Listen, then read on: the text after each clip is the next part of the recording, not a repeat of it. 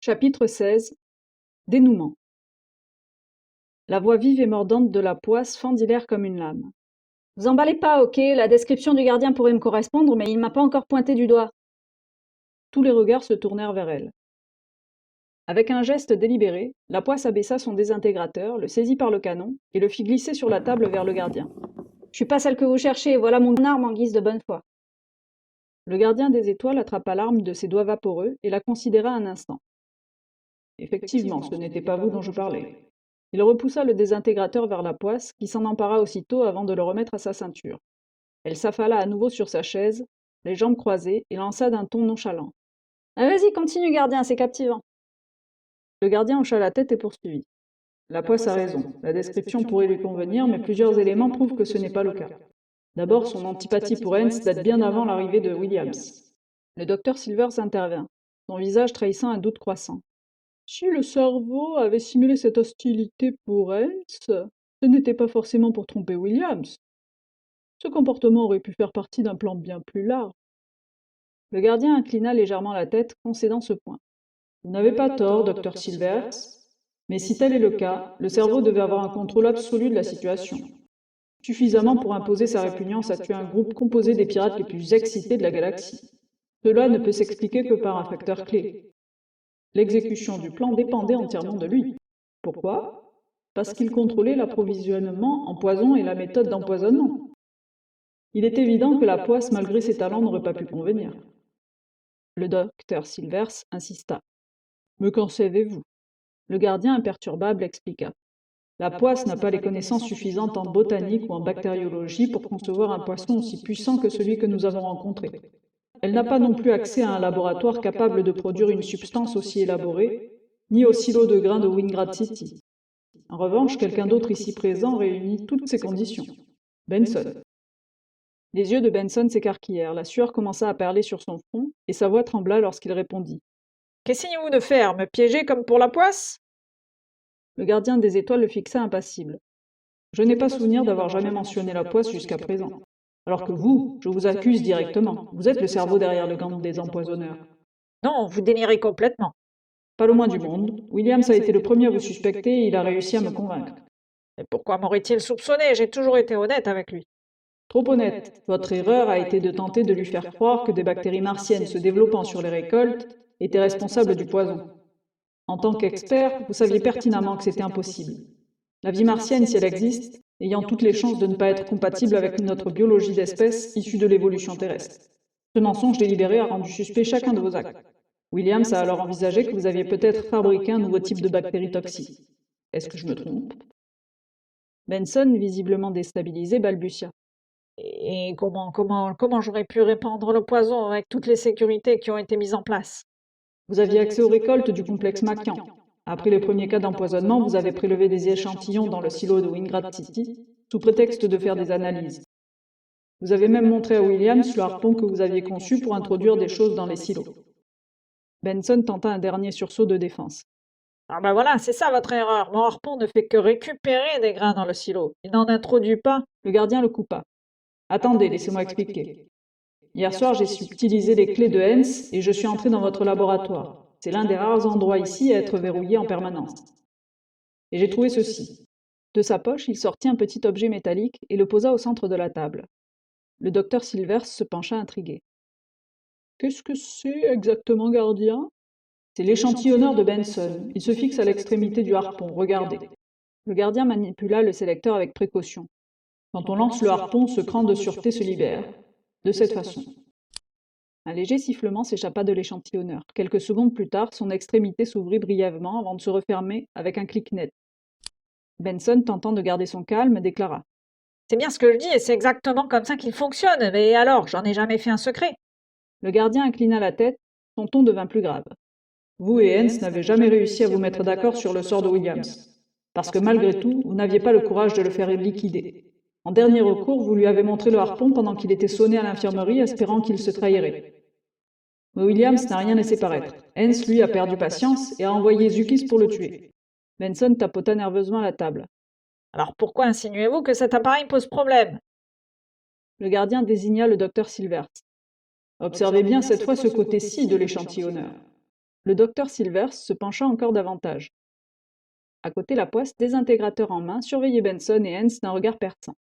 Maquian était debout, le visage de plus en plus rouge. Le gardien déclencha à nouveau l'échantillonneur. Cette fois, une petite plaque métallique glissa sur le côté, dévoilant une cavité luisante d'une substance visqueuse. « Regardez bien, dit le gardien. Vous voyez ce qui se passe? À chaque prélèvement de Benson, l'échantillonneur relâchait une infime dose de poison. Ce gel incolore, un extrait de bactéries toxiques, contaminant quelques grains, un fruit ou une salade. Ce poison résistait à tous les traitements habituels qui suivaient et finissait par se retrouver dans un pain, un pot de confiture ou des aliments pour bébé. C'était ingénieux et diabolique. » Benson frappa la table et hurla. « Mensonge! Tout est faux! C'est lui qui vient de truquer le mécanisme! Qui est ce terroriste? Montre-nous ton visage! » La poisse se leva d'un bond, son désintégrateur toujours en main. « Tu peux la fermer un peu ?» lança-t-elle, et se tournant vers Silvers et le gardien avec un sourire malicieux. « Ah, s'il vous plaît, je peux le bâillonner ?» Le gardien des étoiles acquiesça. « J'allais vous le demander, et surveillez bien chacun de ses mouvements, je tiens à ce qu'il se tienne tranquille les prochaines minutes. » Le docteur Silvers, mal à l'aise, protesta. « Gardien, vous avez pris la direction de l'enquête jusqu'ici, soit, mais laissez Benson se défendre. Vous ne pouvez pas simplement l'accuser sans lui donner une chance de parler. » Le gardien répondit. « Nous manquons de temps, docteur Silvers, et croyez-moi, je vais fournir une preuve qui ne laissera plus aucun doute. » La poisse attrapa un mouchoir dans la poche de Hens et le brandit avec un sourire carnassier. « Ça fera l'affaire pour lui faire fermer son clapet, non ?» Benson recula vers la porte, mais la poisse fut plus rapide et lui sauta dessus. Il essaya bien de se débattre, mais elle lui assena un coup de canon à la tempe, l'étourdissant le temps de lui nouer habilement le tissu autour de la bouche. « Sage, maintenant, je t'assure que tu vas le regretter, » murmura-t-elle à son oreille. Le gardien hocha la tête et continua. « Vous avez tous soupçonné la poisse, ou fait semblant de le faire, quand j'ai évoqué un individu souffrant d'un complexe d'infériorité. » Il se redressa, une gravité intense dans la voix. « La poisse, malgré sa stature, impose le respect par la force de caractère. Sa franchise brutale et, je dois dire, son habileté à manier des armes que personne ici n'oserait toucher. Vous, Benson, c'est une autre histoire. Le grand scientifique, possédant plusieurs doctorats en agriculture, se retrouvant sur le terrain, méprisé par les ouvriers qu'il aurait dû, selon ses principes, les regarder de haut. Et dans sa faiblesse, il avait cherché à s'affirmer d'une façon que je ne peux qualifier que de lâche. Des meurtres à grande échelle. Voilà une forme de petitesse infiniment plus méprisable. » Le silence dans la pièce était palpable, rompu seulement par la respiration lourde de Benson. Le gardien reprit d'une voix plus dure.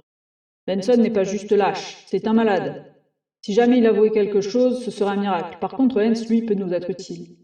Il sait où se cachent les empoisonneurs dans les astéroïdes. Il sait aussi où il stocke le poison. Et il peut nous dire comment il prévoit de l'utiliser à minuit. » Hens ricana. « Si je décidais de rien dire, j'ai rien à y gagner. Vous nous arrêtez, Benson et moi, ou vous n'en serez pas plus avancés. Faites donc pour le pire. » Le gardien s'approcha lentement. « Et en échange de l'immunité ?» Hens éclata de rire. « Oh, vous croyez que je vais vous faire confiance? Vos promesses ne sont que du vent. Je suis innocent et vous n'avez aucune preuve. Faites ce que vous voulez. Vous savez que votre silence va condamner des millions de vies, dont celles d'enfants, n'est-ce pas ?» Hens haussa les épaules avec indifférence. Le gardien prit alors un ton glacial. « Très bien. Vous connaissez les effets du poison martien, Hens. Une fois dans l'estomac, il paralyse instantanément les nerfs qui contrôlent les muscles de la poitrine. La victime ne peut plus respirer. Ce n'est pas si rapide. 5 minutes d'agonie insupportable. Mais, ajouta-t-il en sortant une petite capsule de verre de sa poche, si le poison entre seulement en contact avec les lèvres, son absorption est plus lente et les effets se manifesteraient de manière progressive. » Tout en parlant, il ouvrit l'échantillonneur et frotta la capsule contre la substance visqueuse qui tapissait la cavité. Le verre devint terne, recouvert d'une fine pellicule gluante. Il se tourna alors vers Maquian. « Monsieur Maquian, voici l'homme qui vous a trahi, celui qui a transformé votre domaine en outil de mort, celui qui a ruiné votre syndicat et répandu la terreur sur Terre. Il est temps qu'il paie. Pourriez-vous le maintenir immobile ?» Maquian, jusque-là comme paralysé, explosa soudain dans un cri de rage. Toute la colère qu'il avait retenue jaillit en un instant, et porté par sa fureur, il se rua sur Hens. Celui-ci, pris au dépourvu, ne put échapper au choc d'un plaquage au sol à la manière d'un rugbyman. Il tenta bien de résister, mais Maquian attrapa ses bras et les bloqua dans son dos avec le genou. Maquian, le souffle court, poussa un râle. « J'attends juste que tu aies fini de cracher le morceau pour me faire un plaisir de te réduire en morceaux de mes propres mains. » Le gardien des étoiles s'approcha lentement, la capsule gluante toujours entre ses doigts. Hens était solidement maintenu au sol, les bras tirés en arrière dans une position visiblement douloureuse. Il voulut vainement détourner la tête quand le gardien s'accroupit, la capsule à quelques centimètres de son visage. De l'autre côté de la table, Benson commença à s'agiter, pris de panique. Une droite bien placée de la poisse qui surveillait la situation d'un œil vigilant le fit se taire. Le gardien se pencha encore plus vers Hens, saisissant sa mâchoire d'une main ferme pour lui faire ouvrir la bouche.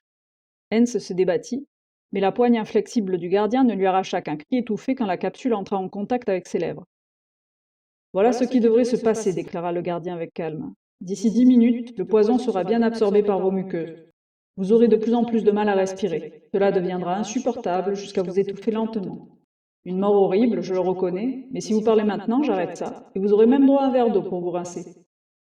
Sinon, vous offrirez à peu près 1 heure de spectacle à Benson qui parlera sûrement bien avant la fin de votre agonie. Vous voyez, même votre mort pourra nous servir. Il fit une pause, scrutant les gouttes de sueur qui perlaient sur le front de Hens. Vous avez le choix, mourir pour rien ou parler, et peut-être vous en sortir. Le gardien des étoiles, continuant à barbouiller la capsule visqueuse sur Hens, attendait patiemment. Hens s'écria enfin. Je veux parler, arrêtez ça, arrêtez ça. Les mots étaient distordus, mêlés à une terreur palpable. Le gardien hocha la tête avec satisfaction. Bien, docteur Silvers, je crois que c'est le moment de prendre des notes. 3 jours plus tard, le docteur Silvers croisa à nouveau David Starr, cette fois sur le parvis du tribunal planétaire où ils étaient convoqués pour le procès. L'audience se tenait au cœur administratif de la planète, Schiaparelli City. Nommé en hommage à Giovanni Schiaparelli, l'astronome italien célèbre pour la cartographie détaillée de Mars et ses observations des canaux martiens, que l'on sait désormais être des illusions d'optique. David était assis sur les marches menant à l'imposant bâtiment dont l'architecture mêlait des influences baroques et néoclassiques rappelant des temples grecs, une allusion directe à la majesté de l'Olympus Mons, visible dans le lointain. Ce volcan titanesque, le plus grand du système solaire, culminait à environ 22 km, à peu près 3 fois la hauteur de l'Everest, et s'étendait sur 600 km de diamètre, grand comme la France. Conséquence d'un volcanisme massif favorisé par la faible gravité martienne sur lequel se couchait à présent un soleil bleuté. Schiaparelli l'avait nommé Nix Olympica, en référence à l'apparence enneigée du sommet Nix, en latin signifiant neige. Cette neige, apparente, étant en réalité constituée de glace de dioxyde de carbone. Le docteur Silvers s'était visiblement épuisé, mais une lueur de satisfaction brillait dans ses yeux. La poisse, fidèle à elle-même, était restée en protection tout ce temps, veillant à sa sécurité, avec un mélange d'ennui et d'impatience. Elle aussi accueillit David chaleureusement. « Tout a marché comme prévu, déclara Silvers. Vous avez dû être informé. » David esquissa un sourire. « Le gardien des étoiles m'a tout raconté. » Silvers hocha la tête. « Il a disparu aussitôt l'interrogatoire terminé. J'ai mentionné son rôle dans mon rapport, évidemment. J'espère que ça ne causera pas d'ennui. Mais impossible de nier l'impact de son intervention. Grâce à la confusion de Hens, nous avons pu localiser les réserves de poison et neutraliser les cellules dans les astéroïdes. » Il s'arrêta un instant, le regard pensif. « Makian aussi est ici, il a été appelé comme témoin. On a réussi à arrêter la grande majorité des membres du réseau, mais ironiquement, le travail de Benson sur les organismes toxiques pourrait révolutionner notre médecine. Si cet idiot avait cherché la reconnaissance scientifique au lieu de jouer aux terroristes, il aurait pu accomplir de grandes choses. Sans le témoignage de Hens, nous n'aurions rien pu faire pour l'arrêter. » David resta silencieux un moment puis répondit. Le gardien des étoiles savait ce qu'il faisait, rien n'avait été laissé au hasard. Silvers fronça les sourcils. Même ces méthodes, forcer une confession sous la menace d'un poison, et s'il avait été innocent ou s'il n'avait pas parlé? David haussa les épaules, un sourire mystérieux au coin de ses lèvres. Il n'y avait pas de poison. Benson le savait. Sans rire, vous pensez qu'il aurait laissé traîner un échantillon compromettant dans son propre laboratoire? Ou qu'il aurait gardé du poison là où n'importe qui aurait pu tomber dessus? Mais la substance sur la capsule? De la gélatine relevée au citron et jus d'endive. Benson aurait compris l'arnaque immédiatement, c'est justement pour ça que le gardien n'a même pas essayé de lui faire avouer quoi que ce soit et qu'il l'a fait bâillonner, pour qu'il ne puisse pas prévenir Hens. Mais ce dernier, il s'est tellement laissé emporter par la peur qu'il n'y a même pas pensé. Silvers resta bouche bée un instant puis lâcha incrédule. Par tous les astéroïdes, c'est du travail d'orfèvre. Se grattant machinalement le menton, il poussa un profond soupir. Je suis désolé, mais je suis épuisé, je vous laisse. David se tourna vers la poisse alors que Silvers quittait la pièce. Et toi, la poisse, c'est quoi ton plan pour la suite? La poisse jouait distraitement avec une mèche de ses cheveux bleus, un sourire aux lèvres.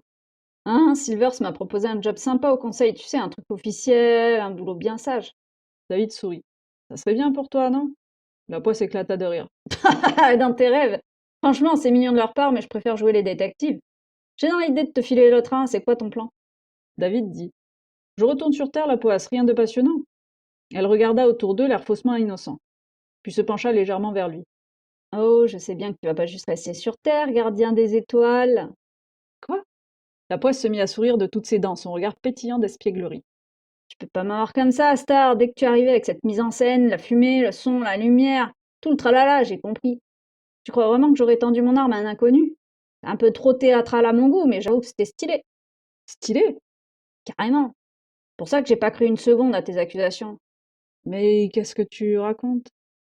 La poisse tapa son index contre sa tempe.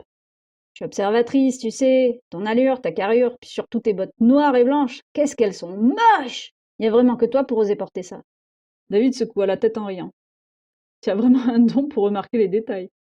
Elle lui adressa un clin d'œil. Ah, très chou, ça veut dire que tu m'embarques avec toi?